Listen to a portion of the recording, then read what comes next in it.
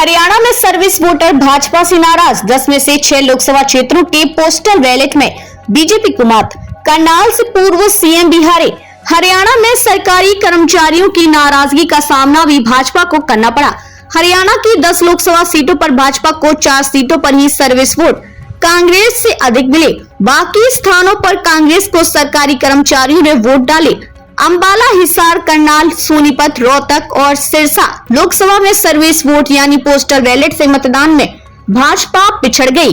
वहीं पूर्व सीएम मनोहर लाल की करनाल सीट को छोड़ दिया जाए तो भाजपा को जहां सर्विस वोट कम पड़े हैं वहां से भाजपा हार गई। वहीं प्रदेश में सबसे ज्यादा service vote Bhiwani Mahendragarh seat पर है, यहाँ सबसे ज्यादा वोट भाजपा को मिले। वहीं कांग्रेस के राव दान सिंह को दूसरे नंबर पर वोट पड़े।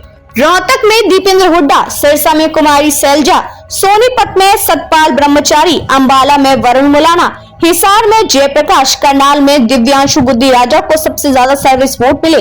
अंबाला में बंतो कटारिया, हिसार से रणजीत सिंह, करनाल से मनोहर लाल, सोनीपत से मोहनलाल बडौली, रोहतक से अरविंद शर्मा, सिरसा से डॉक्टर अशोक तंवर कम सर्विस वोट मिले।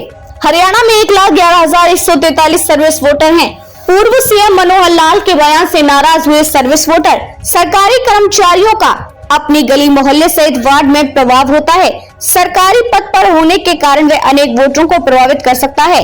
हरियाणा में 1 लाख से ऊपर सर्विस वोटर हैं। ऐसे में अधिकतर वोटरों ने कांग्रेस के पक्ष में मतदान किया।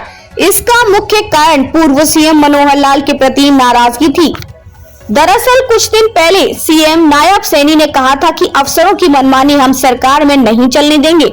लिस्ट तलब कर ली गई है।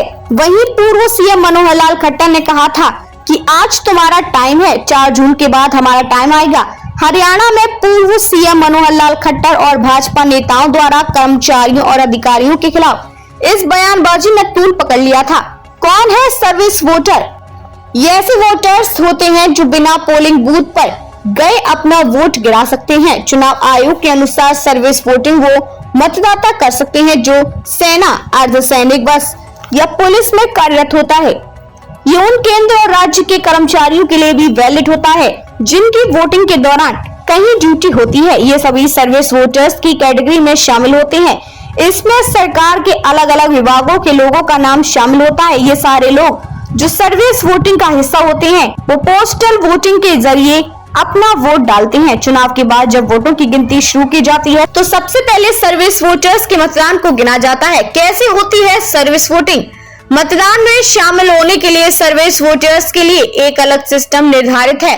वोटिंग के लिए सर्विस मतदाता को एक मेल भेजी जाती है। इस मेल को फॉर्म 2A और फॉर्म 3 कहा जाता है। मतदाताओं का इसका प्रिंट निकाल कर इसमें टिक मार्क करना है। ये टिक मार्क उस उम्मीदवार या पार्टी के सामने करना होगा जिसे वोटर वोट देना चाहता है। ये वोटरों को उनके कमांडिंग ऑफिसर के सामने करना होता है। इसके बाद उस प्रिंट आउट को लिफाफे में बंद करके इसे अपने इलेक्शन एरिया के ऑफिसर को भेजना होता है।